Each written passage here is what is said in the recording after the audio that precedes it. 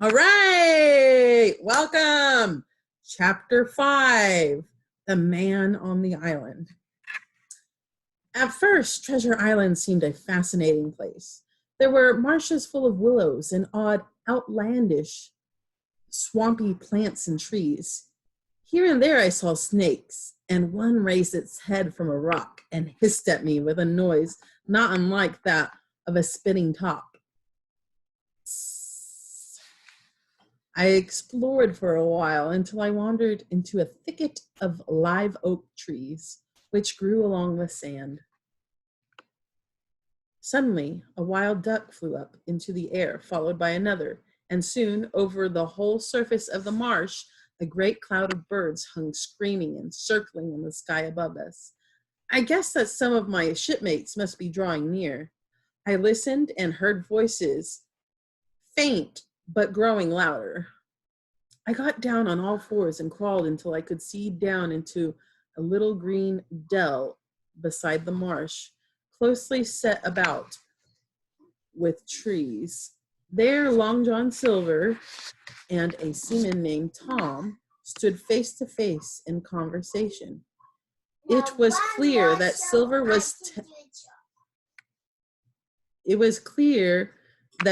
was testing Tom, trying to find out if he would join the mutiny. "I'll not be led away," said Tom. "I'd sooner lose my hand if I forget my duty." All of the sudden, he was interrupted. Far away, out in the marsh, arose an angry roar. Then another.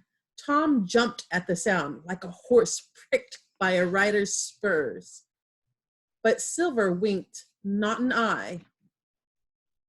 He stood resting lightly on his crutch, waiting his companion like a snake about to strike. He stood resting lightly on his crutch, watching his companion like a snake about to strike. "John," said Tom, "what was that?" "That," said Silver with a treacherous smile. "Oh, I reckon that was Alan." Then Tom seemed to understand everything all at once. "Alan!" he cried, fearing the worst for his friend. "Well, John Silver, you're no mate of mine, and that's a fact. I'll have to have no part in your mutiny." With that, the brave fellow turned his back on the cook and set off towards the beach. But he was not destined to go far. With a cry, Silver seized the branch of a tree, whipped the crutch from under his armpit, and sent the missile hurling through the air. It struck poor Tom right between the shoulders in the middle of his back. His hands flew up. He let out a gasp and fell. I felt faint. The whole world seemed to swim before me in a whirling mist. When I gathered my courage to look again, I saw Silver standing next to Tom, who was motionless on the ground. A moment later, Silver pulled out a whistle and blew upon it. I guess he was calling the other pirates, and I was worried they might find me. I crawled out of the undergrowth and ran as far as I could. It was all over for me, I thought. I would be captured by the mutineers. I ran without knowing where I was going until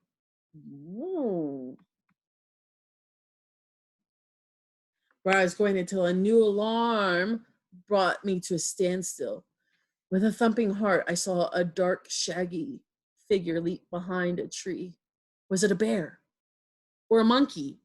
I could not tell, but I was afraid because I was now cut off on both sides. Behind me were the ferocious pirates, and in front of me, the lurking creature. The figure flitted from trunk to trunk like a deer, but it ran on two legs like a man. I was tempted to cry for help when another sighting reassured. I was tempted to cry for help when another sighting reassured me that the creature was indeed a man. I took some comfort in this discovery and in the fact that I had just remembered I carried a pistol in my pocket.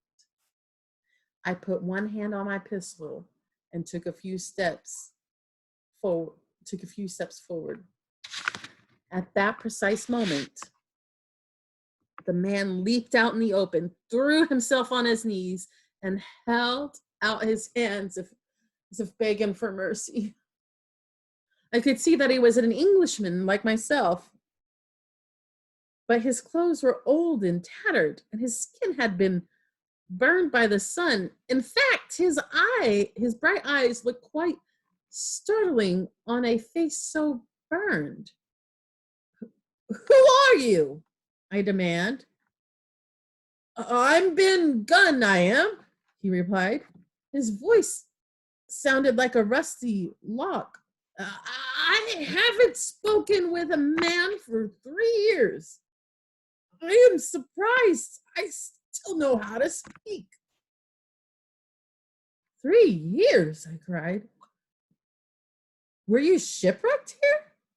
Nay, friend," said he. "I was marooned."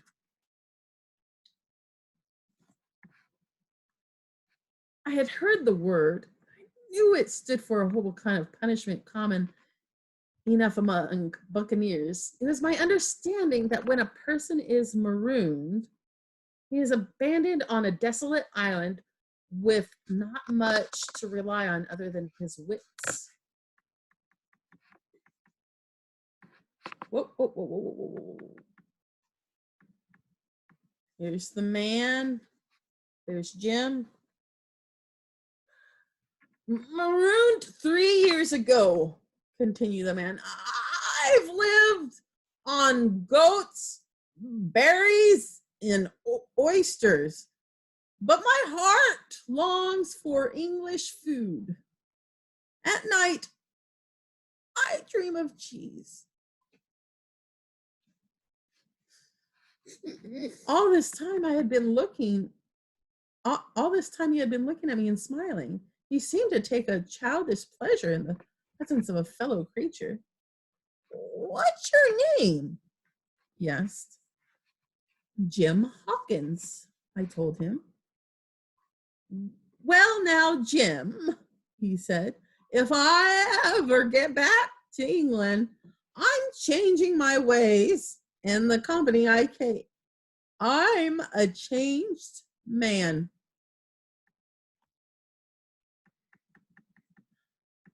"And Jim," he continued, looking around and lowering his voice a little more to whisper, "I'm rich. You'll thank your lucky stars. You will. That you was the first that found me." Then a shadow passed over his face, and he took hold of my hand and raised one finger threateningly before my eyes. "Now, Jim," he said, "tell me true, is that Flint's ship you came on?" "No," I replied, "it's not Flint's ship. Flint is dead. But we have some of his men with us." "Not a man with one leg," he gasped. "John Silver?" I asked. "Yes, that were his name." He said anxiously, "After talking with Ben Gunn for a few minutes, I no longer feared him. In fact, I told him the story of our voyage, and he heard it with the keenest of interest."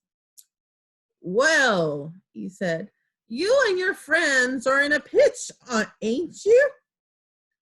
Well, never you mind. Just put your trust in Ben Gunn.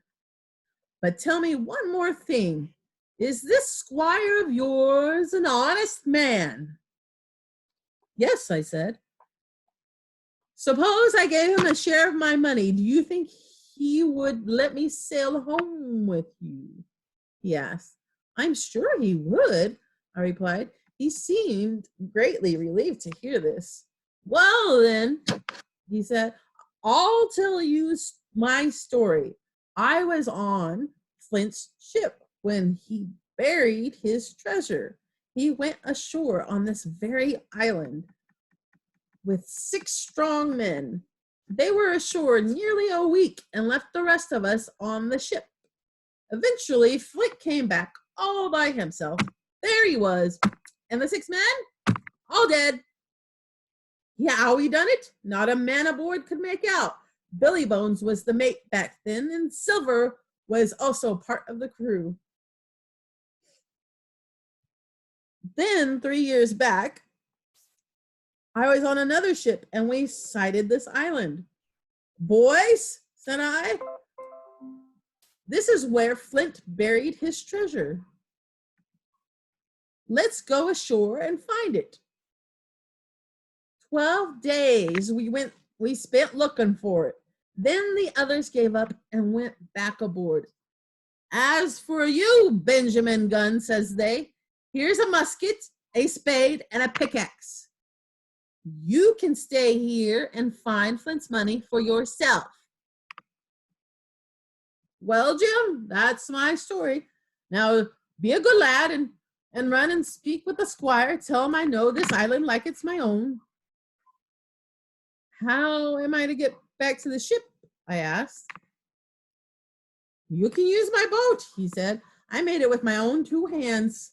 I keep it under a white rock along the shore. Then, quite suddenly, we heard the boom of a cannon. They've begun to fight, I cried. We stayed together in the undergrowth, unaware of time passing, listening to the sound of cannon and pistol fire. Eventually, I decided I should make my way toward the anchorage. Ben agreed to accompany me. At some point along the way, we spotted a Union Jack fluttering above the trees. That must be your friends, said Ben Gunn. It can't be, I said, stunned by the sight of the flag. They're on the ship. That must be Silver or some of the other mutineers.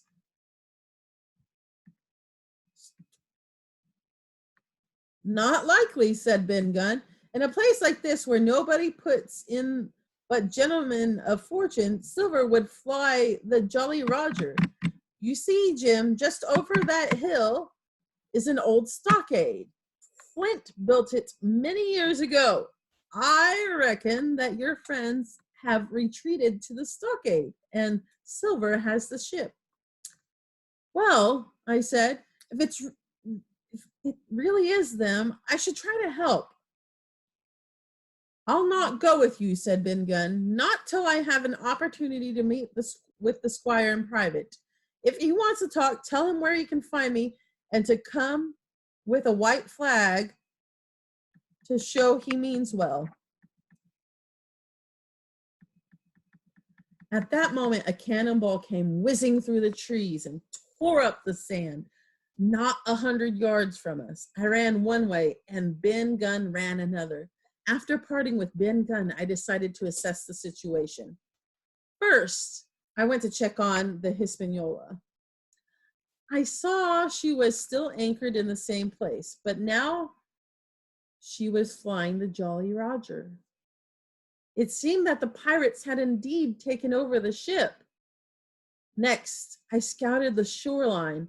I spotted a big white rock, and I figured it must be the rock beneath which Ben Gunn hid his boat.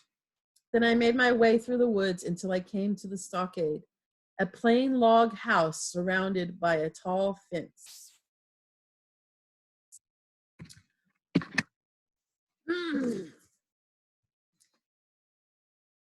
I saw that Ben Gunn had been right.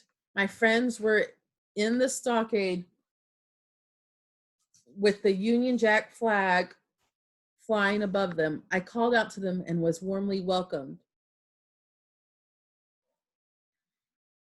They told me their story and I told them mine.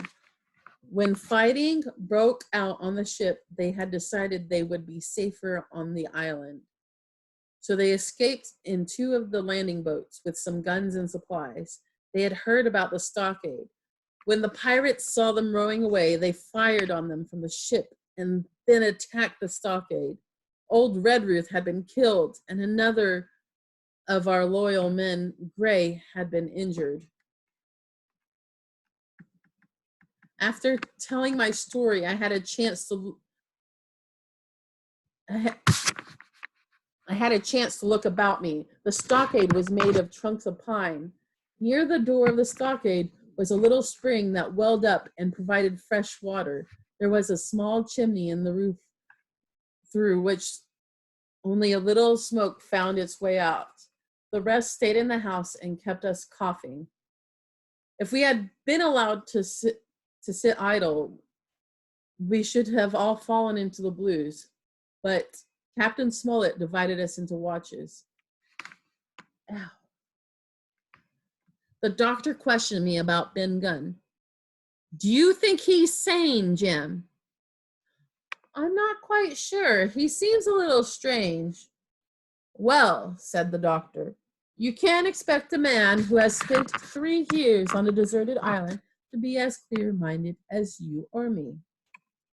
We had very little in the way of supplies, and the captain was worried. He thought our best hope was to get the better of the buccaneers. They had lost 4 men, and 2 others were wounded. There's the log cabin on an uninhabited island, like the one on which Captain Flint buried his treasure. A stockade, usually built by staking tall wooden fence posts into the ground, provides a structure for protection or capture. In Treasure Island, the stockade provides a barrier to slow down the mutinous attack. Similar forts can be used to hold prisoners as well. Oh, and that is chapter 5.